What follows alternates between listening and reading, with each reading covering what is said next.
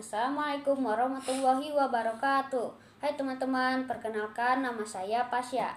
Dan saya akan menceritakan buku ensiklopedia yang bertema tubuh kita. Dan untuk judul yang pertama, kita akan membacakan tentang mengapa kepala kita berambut. Rambut kita paling banyak tumbuh di kulit kepala.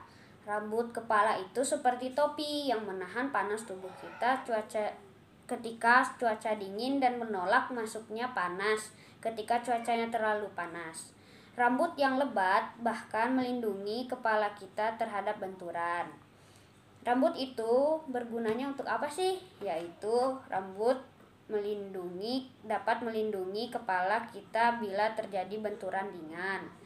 Rambut mencegah agar kepala kita tidak menjadi terlalu panas akibat terik matahari. Rambut juga dapat menahan keluarnya panas tubuh lewat kepala. Dan bagaimana cara tumbuhnya rambut?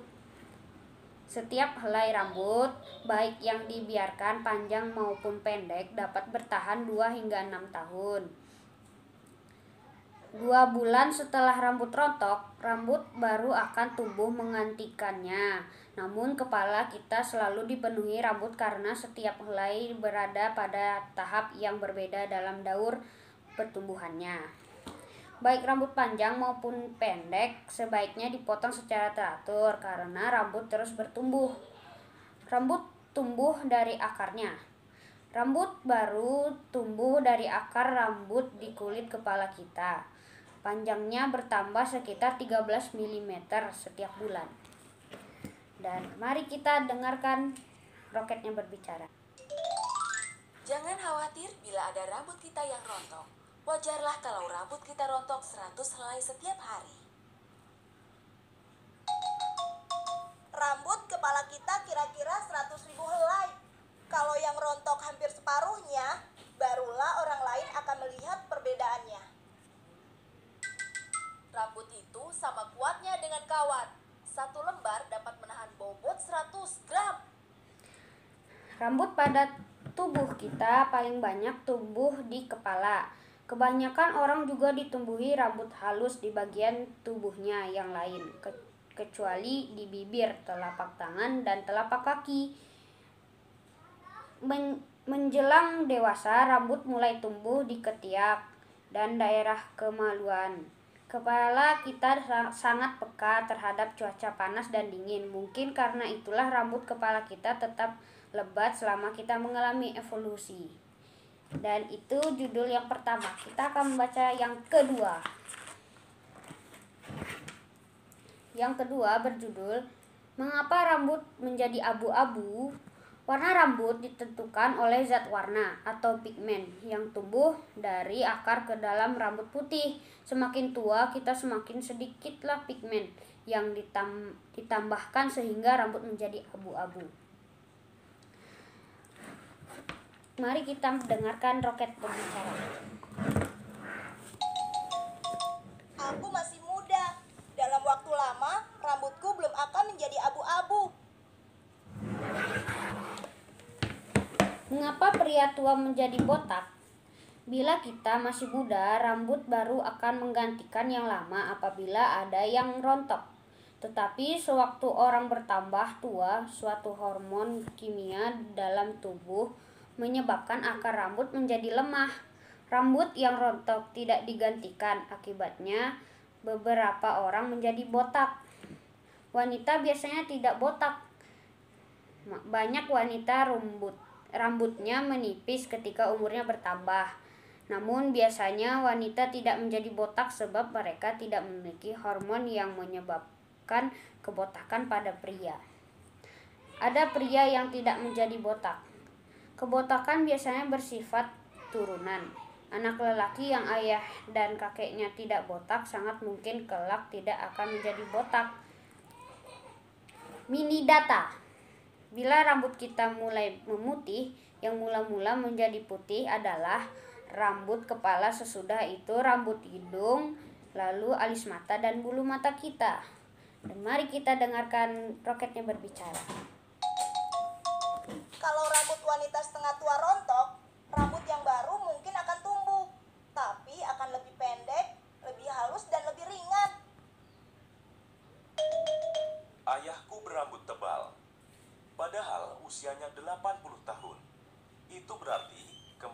besar pada usia itu, kelak aku juga akan berambut tebal.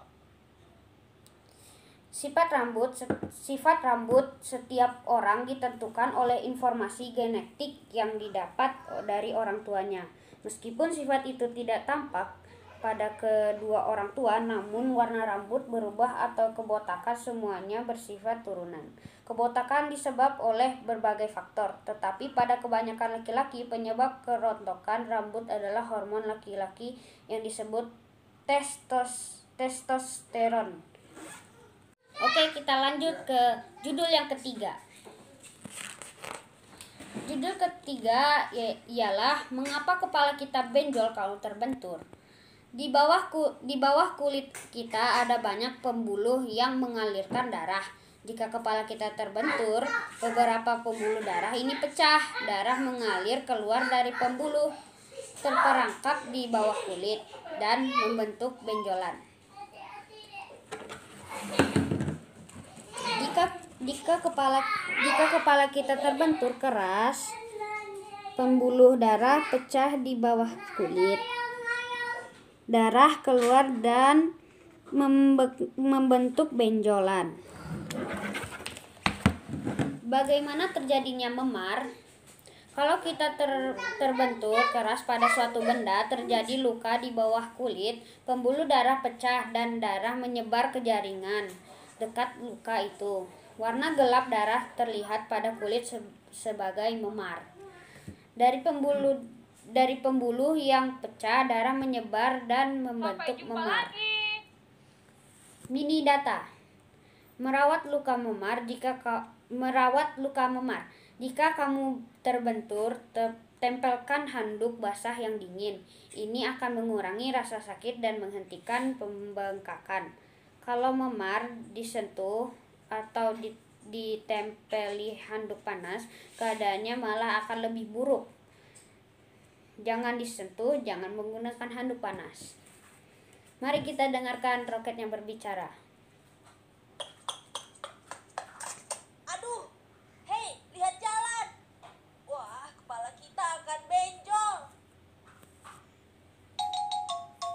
Astaga, beberapa pembuluh darahnya pasti ada yang pecah. Kepala mereka akan benjol. Luka memarku parah. Benjol besar baru akan kempes beberapa hari lagi.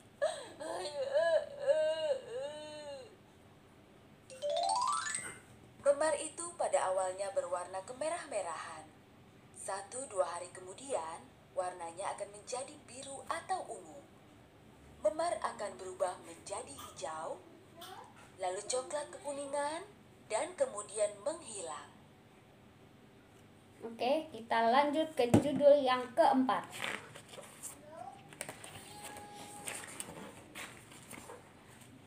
Judul yang keempat ialah mengapa di perjalanan kita mabuk. Di dalam telinga kita terdapat sel-sel rambut halus yang biasanya membantu kita menjaga keseimbangan. Guncangan mobil dan kapal dapat mengacaukan sel-sel rambut ini yang membuat kita mabuk. Ada suatu tempat yang rumit di dalam kepala kita, tempat gerak direkam. Kita bisa mabuk di tempat yang bergerak. Gerakan kapal dan mobil dapat mengacaukan sistem keseimbangan di dalam kepala kita sehingga kita merasa pusing dan mabuk. Cara mencegah mabuk. Jangan makan persis sebelum berpergian. Tidurlah baik-baik sebelum perjalanan. Di kapal berpeganglah pada sesuatu yang kokoh dan lihat ke cakrawala di kejauhan. Mini data. Pelaut tidak mabuk laut. Pelaut terbiasa dengan gerakan kapal. Pada mulanya mereka mungkin mabuk, tetapi akan segera menyesuaikan diri dengan guncangan gelombang. Mari kita dengarkan roketnya berbicara.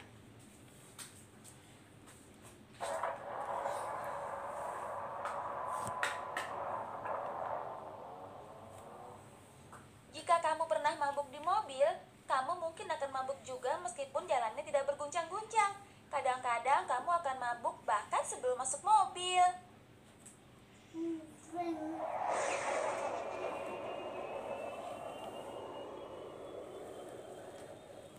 Tahukah kamu bahwa astronot harus minum banyak obat supaya mereka tidak mabuk perjalanan? Otak mereka sangat bingung karena di antariksa tidak ada gaya berat yang memberitahu mana atas dan mana bawah.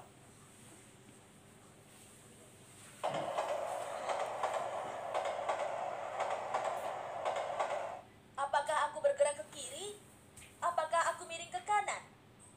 Pusat muntah di otak akan terpicu dan anak kecil ini akan muntah. Ih. Dan selanjutnya kita akan baca judul yang terakhir. Judul yang terakhir, mengapa telinga terasa agak tuli bila kita masuk terowongan?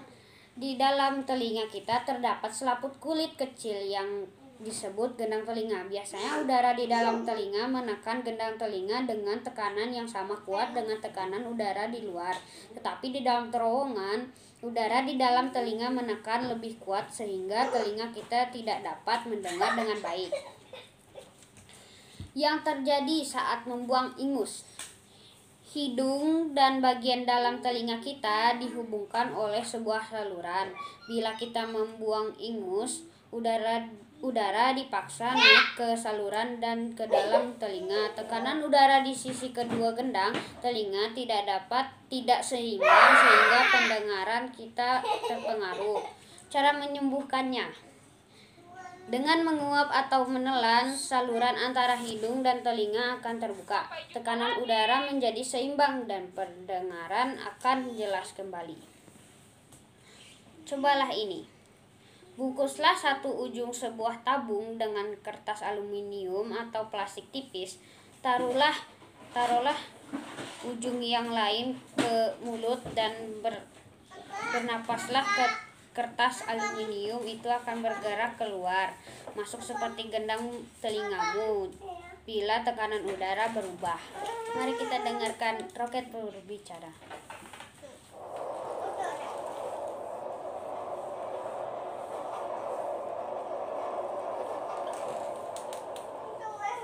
Kalau berada di terowongan, pendengaranku kurang baik. Telingaku terasa aneh dan meletup. Telingaku juga meletup jika aku di dalam pesawat terbang yang lepas landas.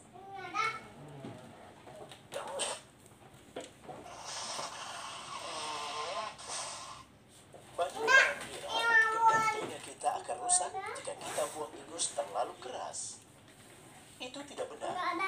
Tapi kalau kita sedang pilek, bakteri di hidung dapat terdesak ke telinga sehingga telinga kita terkena infeksi.